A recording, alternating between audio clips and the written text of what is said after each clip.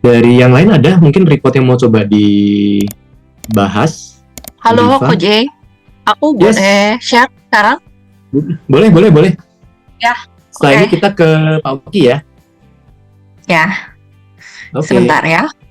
Yang dibahas ini report existing team atau report new hire, Bu? New hire kok. Kalau yang report yang lagi di-share Bu Riva, teman-teman, itu report yang jenisnya untuk keperluan screening. Jadi tidak sedetail report yang ditunjukin Bu Ayu.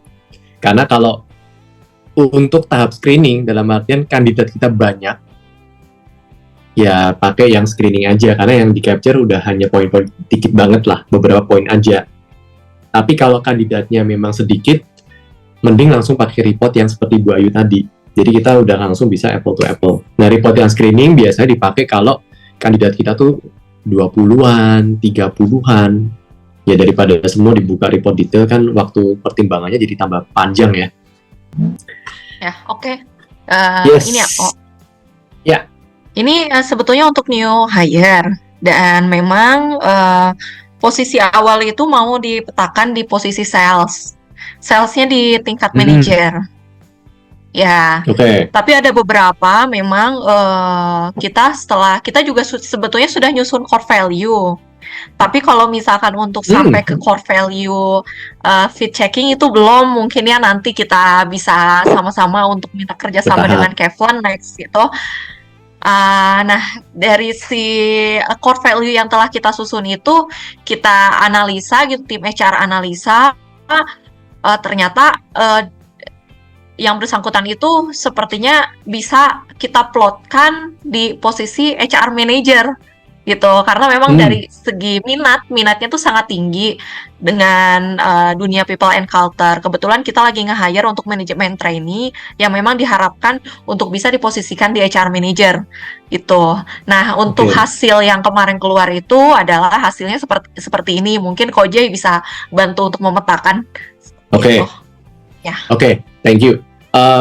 Kalau yang report ini di kirinya kan ada QR code, itu nanti sebenarnya bisa di scan ya, kalau memang mau diperdalam. Jadi cara untuk membacanya gimana?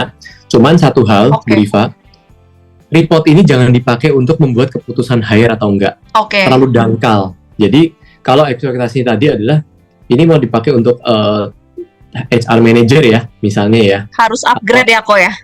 Sebaiknya, karena akan salah kaprah kalau kita hanya melihatnya di poin-poin ini.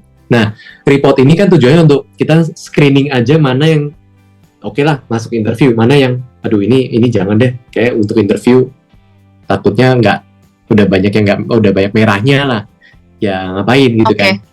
Nah, tapi kalau sudah memang keputusan ini mau untuk posisi yang lebih tinggi dan keputusan mau hire atau enggak, jangan sekali-sekali pakai report ini untuk make decision.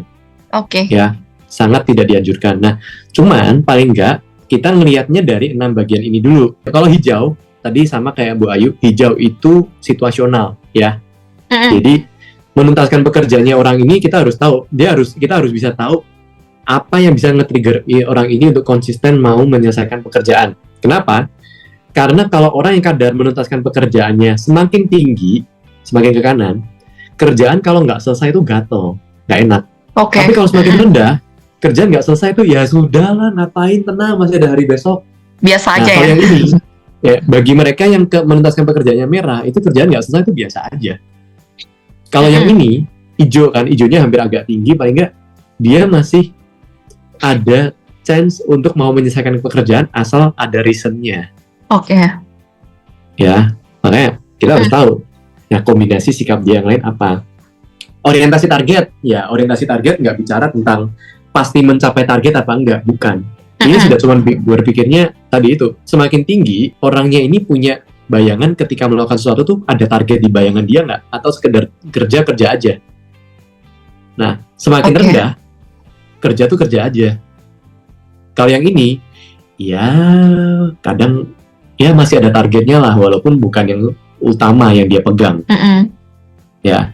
Makanya kalau di-upgrade ke report yang lain, kita masih bisa melihat, oke, orientasi targetnya misalnya segini, tapi tekadnya sebesar apa?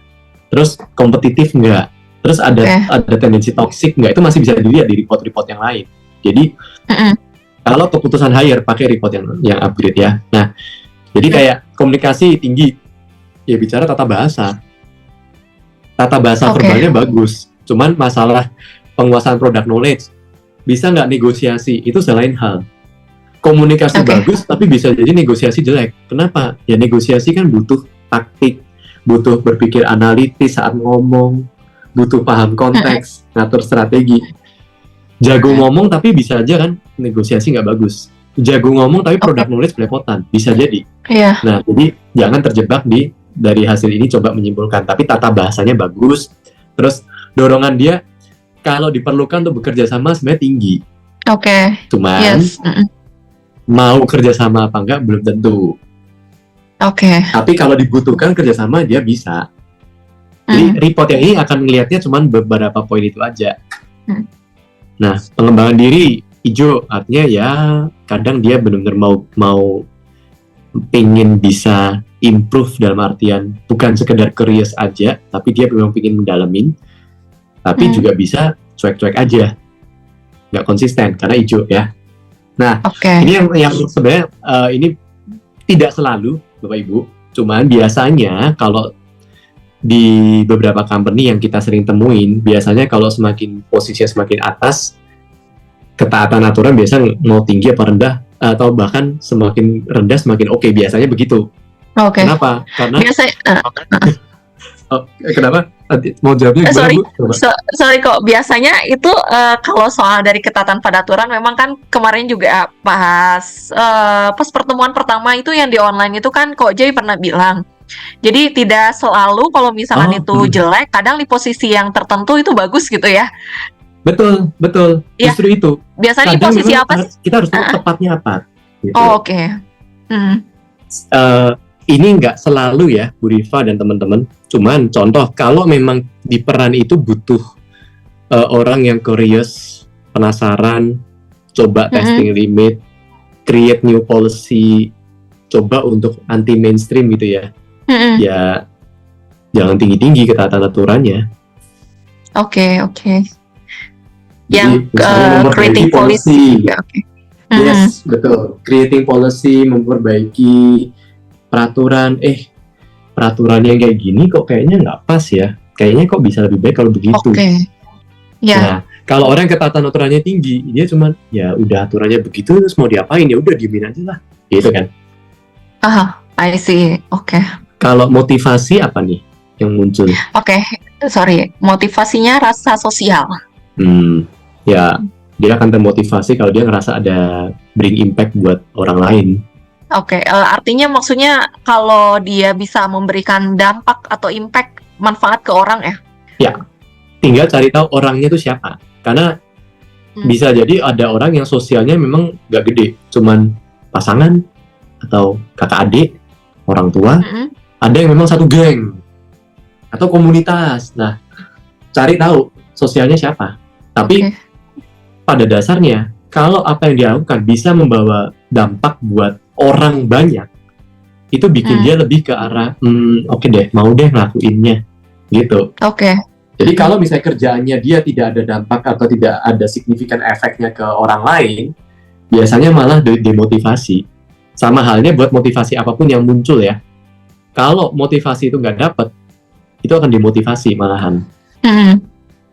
Gitu. Nah, jadi paling nggak dapat gambaran awal dulu nih orangnya begini. Saran saya kalau misalnya memang belum ada core value dan lain-lain, nanti bisa coba consider report job fit suitability. Jadi itu nanti yang bisa job fit ya job fit suitability yang nggak custom ya. Jadi tinggal nggak perlu tes ulang, tinggal pesen aja yang orang ini report yang itu. Jadi kalau di Kevin itu single entry, habis tes udah nggak usah tes berkali-kali untuk dapetin report yang lain. Kecuali langsung kalau bisa tesnya udah diproses. Yes, betul. Jadi 6 bulan ya? Kecuali kalau kelamaan. Kenapa? 6 bulan ya berlakunya. 6 bulan yes secara teori psikologi. Cuman kita pernah lihat ya tuh case-case orang yang dalam berapa bulan aja udah berubah drastis karena faktor trauma ya, external factor. Nah, jadi kalau memang kita mau mempromot seseorang tapi hasil tesnya udah hasil tes yang lama, sebaiknya tes ulang. Karena kan pada dasarnya kalau di Kevlin ini tesnya kan nggak dihitung, processing reportnya yang dihitung gitu loh. Jadi sangat dianjurkan kalau memang mau promosikan orangnya, pakailah data yang terbaru. Ya cuman kalau masih hitungan sebulan 2 bulan, chance-nya orang saya berubah dasi sih jarang banget ya. Cuman tetap ada walaupun minggu gitu. Oke, menggambarkan mungkin satu pertanyaan lagi kok. Ada satu lagi hasil dari new hire itu, dia pendekatannya tuh adalah pendekatan kepuasan. Itu maksudnya gimana ya? Mungkin bisa dijabarkan nggak dari Coba kepuasan? Sekalian biar buat teman-teman yang juga bisa lihat bahwa ada loh motivasi kepuasan. Oke, sebentar.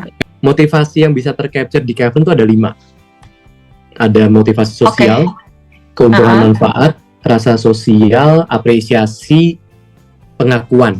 Yang kepuasan, motivasinya kepuasan itu pada dasarnya sebenarnya mencari challenge.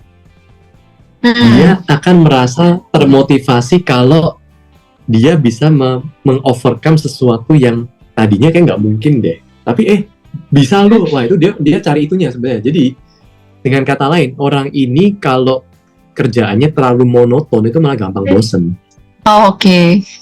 Justru kalau dia udah bisa mengerjakan, kalau nggak ada tantangan lagi tuh malah kayak kok boring banget ya.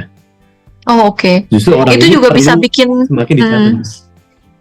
Itu juga bisa bikin demotivasi ya orang itu. Jadi kayak misalkan nih terlambat ke kantor gitu ya. Kadang juga jadi tidak ada seperti tidak ada motivasi gitu ya. Oke. Ya, males-malesan atau apa, kita paling nggak bisa dari hasilnya kita bisa lihat motivasinya dia kepuasan. Nah, coba dilihat atau malah ditanyain langsung, kamu belakangan kenapa? Bisa jadi ya. Kayaknya kok, aduh, kan pernah dengar ya kadang orang jawabannya, nggak tahu kayaknya datang ke kantor kerjaannya kayak cuma gitu-gitu aja, bosan ya, nggak ada mainan baru. Ya itu salah satu udah jadi tanda-tanda kalau orang seperti ini haus dengan challenge. Ya pastiin aja kerjaannya challenging gitu ya, bukan berarti diintimidasi kasih challenge terus enggak ya. Jadi kalau dia udah bisa sesuatu, coba ini nggak ada yang kayaknya nggak ada yang bisa deh, kamu coba nggak? Loh tapi aku belum pernah loh. Iya sih, tapi kok kayaknya kamu bisa deh, mau coba nggak? Orang yang kepuasan dengar kata-kata kayak gitu tuh kayak oke. Kalau coba gimana ya, resikonya apa gitu nggak? Udah challenge aja. Jadi berikan sesuatu dan sampaikan seolah-olah itu ada challenge. Gitu. I see. Mungkin tadi buat Pak Jevon, Pak, ini contoh kalau motivasinya yang bukan keuntungan manfaat, Pak. Pendekatannya beda dengan yang keuntungan manfaat tadi. Buat Bu Ayu juga, Bu. Nanti kalau pas lihat ada hasil yang kombinasinya kepuasan dan pengakuan misalnya, wah, ya pendekatannya beda lagi. Jadi nggak selalu semua orang pendekatannya dengan cara yang sama. Oke, terjawab. Ini hasil timnya sudah masuk atau belum nih? Sebetulnya tuh iya sih, kemarin tuh salah ngisi. Ini tuh kalau yang nomor 2 ini tuh sebetulnya udah existing employee. Ya, tapi linknya itu yang itu. Ya, link yang dikirimnya new hire dan hasilnya itu seperti ini.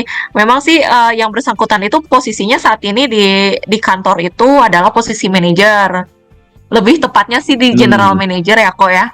Dan kita itu lagi ada mau pemetaan secara struktural dan ingin memetakan mereka itu memang sesuai dengan kompetensinya masing-masing. Oke. Ya, ingin ada pemetaan itu. Makanya kemarin sempat tanya juga Bu Afi, kita pengen coba sama Kevlin kerja sama untuk Jovit Suitability ya gitu. Karena ingin Jovit apa manajerial ya kemarin itu, saya lupa.